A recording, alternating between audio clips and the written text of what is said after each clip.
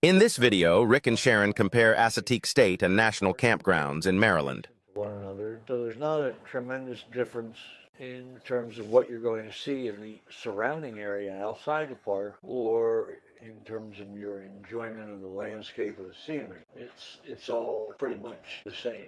And there's not that much difference even in the way the parks are laid out. Now in terms of the amenities, we liked the state park due to the fact that it had bathhouses with hot showers, and the bathhouses were in decent shape.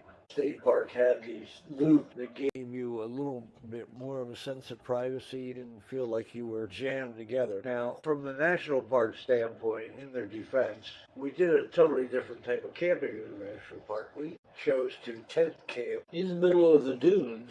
And as a result, we couldn't even have our vehicle right at our campsite. We had to haul all of our gear in several hundred feet on a very hot day. And we're in a campsite that is nothing but sand and a few mounds with vegetation on them. It was way more rustic where we were in the national park. We were beach camping. So they did have recreational vehicle campsites in the national park. That was the worst part, I think, with the bathrooms.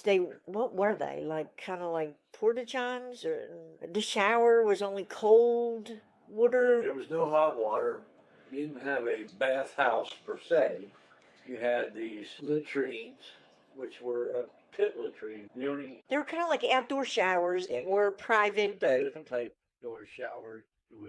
You weren't even in a room that had a full wall. They were just these barrier partitions that you could look underneath of them and see whether they were occupied or not, because you could see people's legs in there. Personally, I liked the state better because of, we were right next to the bathhouse. The bathhouse was very nice. Plus, I think we saw more horses in the state park. Our campsite in the state park was more what you would expect to find in a conventional campground, in that you had a asphalt slab for your vehicle and your trailer or recreational vehicle to be parked on. And then you had a picnic table and a fire ring as well. The physical size of the campsites were pretty decent, so you weren't 10 feet away from the next campers to you. And it seemed that a lot of the parks, I think the staff were trained that in periods of low occupancy, they don't just pile you all on top of one another. They spread you out as much as they possibly can. With Assateague, you need to book way in advance to be able to get a spot, especially on the weekend. However, I think what happens is sometimes people don't show up. In your state parks, and even some of the national parks, the peak season runs from the 4th of July through Labor Day. So you can pretty much expect that there will not be anything that it hasn't been reserved months in advance during that time period.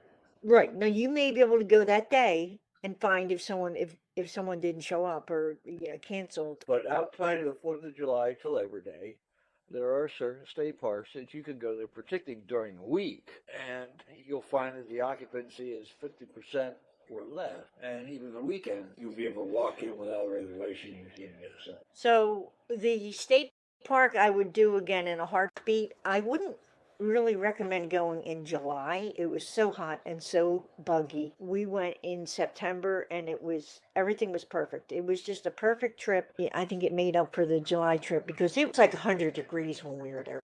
We're in this mindset that the peak vacation time is between the 4th of July and Labor Day. Everybody wants off.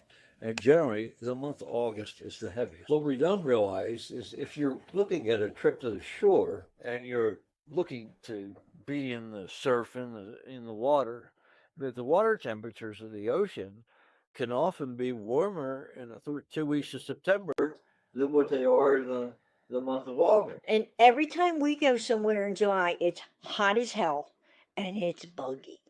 Right. That is the buggy season. But, I'm getting older now, and I must admit that I revel in bugs less than I used to when I was younger. But it's kind of to be taken for granted, and you just assume that if you're going to, you got two choices. You either go out and put up with some bugs, or you stay the hell home. Yeah. So that's your choice. So that's it, guys. That's comparing Assateague National Park. Check out Rick and Sharon's trip out west. Rick and Sharon have hundreds of videos, so be sure to check out some more of their camping adventures.